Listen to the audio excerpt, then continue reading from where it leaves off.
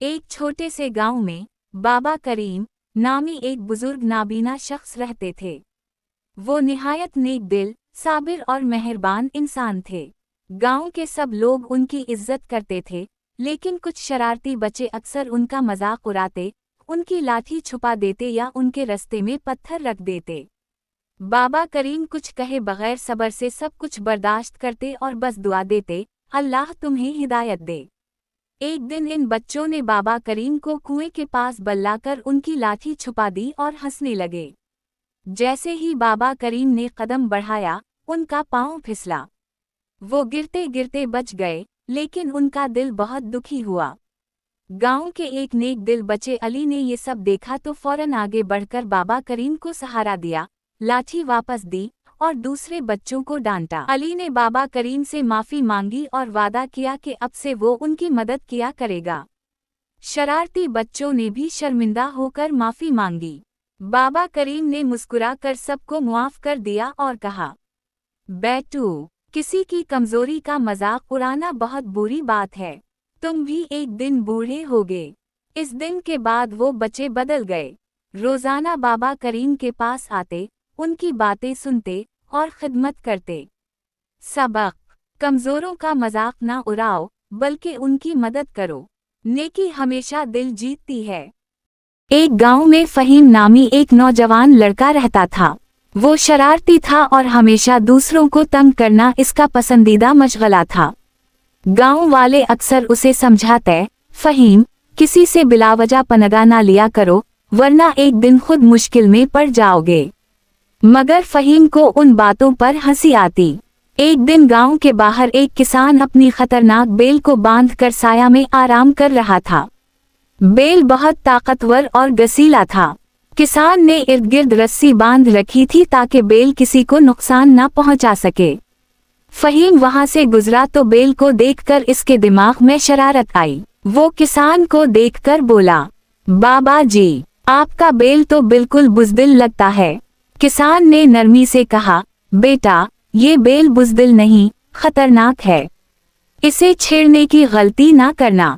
मगर फहीम बाज ना आया। वो बेल के करीब गया और आवाजें निकालने लगा, आ बेल, मुझे मार, आ बेल, मुझे मार। बेल ने पहले नजरअंदाज किया, मगर जैसे ही फहीम ने इस पर मिट्टी फेंकी, बेल का गुस्सा आसमान को जा पहुंचा। वो जोर से हनकारा और एक झटके से रस्सी तोड़ दी। अगले ही लम्हे फहीम को अपनी गलती का एहसास हुआ, मगर देर हो चुकी थी।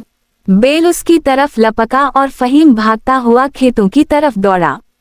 गांव वाले हैरान होकर ये तमाशा देखने लगे। किसी ना किसी तरह किसान ने बेल को काबू किया, लेकिन फहीम जमीन पर गिरा हुआ, जख्मी और शर्मिंदा बैठा था। किसान ने इसके पास आकर कहा, बेटा, अब समझ आया कि क्यों कहावत है, आ बेल, मुझे मार। बेवजह शरारत या चैलेंज करना अक्लमंदी नहीं। फहीम ने सर झुकाकर माफी मांगी और वादा किया कि आइंदा कभी किसी को बिलावजह तंग नहीं करेगा। सबक: जिंदगी में हमें दूसरों को बिलावजह छेड़ने या शरारत करने से गुरेज करना चाहिए। हर काम का वक्त, तरीका और हद होती है। अगर हम खुद अपनी मुश्किलें दावत से बुलाएंगे तो नुकसान भी खुद ही उठाना पड़ेगा। नीचे एक सबक आमूज कहानी पेश की जा रही है जो एक जालिम बादशाह और एक नेक बुजुर्ग के गिर्द घूमती है। ये कहानी बच्चों और बड़ों दोनों के लिए है, जो अदल, नेकी और आजिजी का पैगाम देती है। जालिम बादशाह और नेक बुजहानी। तकरीबा आमूज का अल्फाज।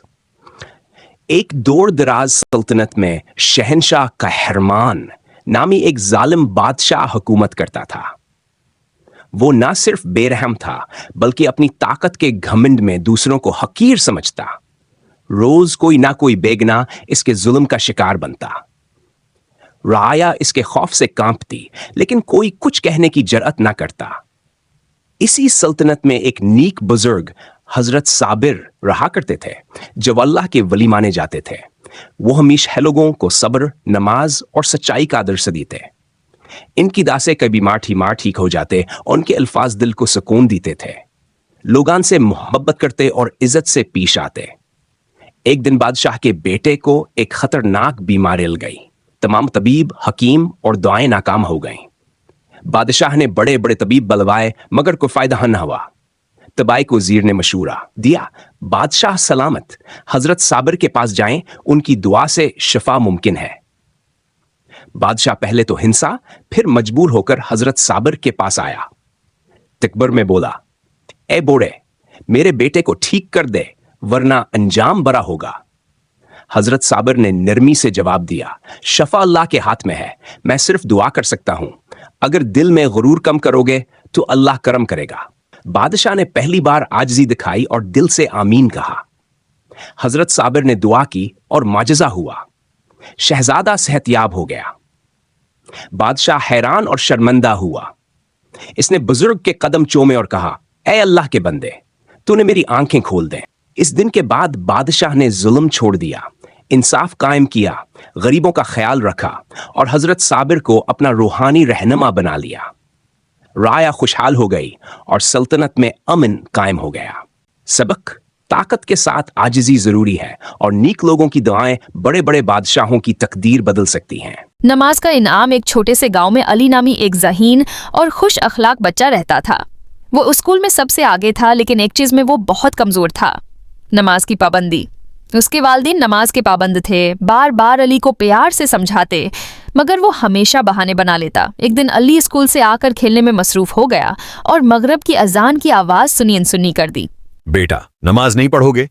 दादी, बाद में पढ़ लूंगा, पहले खेल खत्म कर लूं। बेटा, नमाज अल्लाह से बात करने का जरिया है और अल्लाह हमें दिन में 5 मर्तबा बुला रहा है।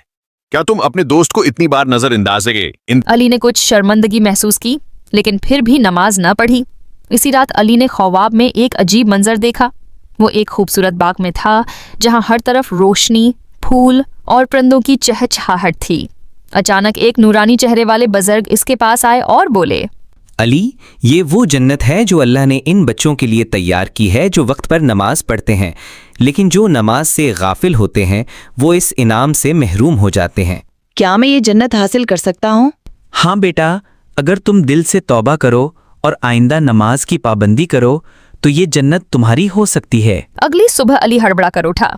वह सीधा वुज़ू करने गया और पहली बार नमाज़ी फजर बाकायदगी से पढ़ी। उसके वालिदैन और दादी हैरान और खुश हो गए। अब अली न सिर्फ खुद नमाज पढ़ता बल्कि अपने छोटे भाई को भी साथ ले जाता। स्कूल में भी वो दोस्तों को नमाज की तलकीन करता। चंद हफ्तों बाद इमाम मस्जिद ने ऐलान किया कि आज हम उन बच्चों को एक खास इनाम देंगे जिन्होंने नमाज की पाबंदी की है। जब अली का नाम इन बच्चों में आया तो वो खुशी से झूम उठा, मगर अली जानता था कि असल इनाम तो अल्लाह की खुशनुदी है। नमाज सिर्फ एक फर्ज नहीं बल्कि अल्लाह का अनमोल तहफा है। जो बच्चा नमाज की पाबंदी करता है वो न सिर्फ अल्लाह का पसंदीदा बनता है बल्कि दुनिया और आखिरत दोनों में कामयाब होता है। एक छोटे से गांव में एक नेक दिल मौलाना साहब रहते थे जिनका नाम मौलाना बशीर था। वो मस्जिद के इमाम भी थे और बच्चों को दीन की बुनियादी तालीम मुफ्त दिया करते थे। रोजाना असर की नमाज के बाद गांव के बच्चे मस्जिद में जुमा हो जाते। मौलाना साहब बहुत मोहब्बत से बच्चों को कुरान पढ़ाते, नबी सल्लल्लाहु अलैहि वसल्लम की सीरत सुनाते और अच्छे इखलाक का दर्स देते। उनका अंदाज इतना खूबसूरत होता कि बच्चे दिल लगा कर सुनते। एक दिन एक बच्चा उम्र ने पूछा, मौलाना साहब, नमाज पढ़ने से हमें क्या फ़ायदा होता है? मौलाना साहब मुस्कुराए और बोले, बेटा, नमाज हमें अल्लाह से जोड़ती है, दिल को सुकून देती है और हमें बुरे कामों से रोकती है।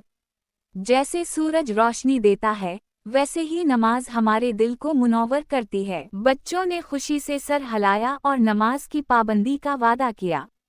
मौलाना साहब ने उनको वज़ू करना सिखाया, नमाज के तरीक़े बताए और हर सबक में एक छोटी सी दुआ याद करवाते। रफ्ता रफ्ता गांव के बच्चे नमाज के आदी हो गए, झूठ बोलना छोड़ दिया और वालिदैन का एहतराम करने लगे। वालिदैन भी मौलाना साहब के शुक्रगुजार हुए।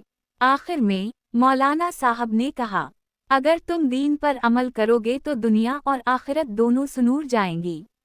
सबक, दीन की तालीम बच्चों की जिंदगी को संवारती है। मोहब्बत से दी गई तरबियत हमेशा असर रखती है।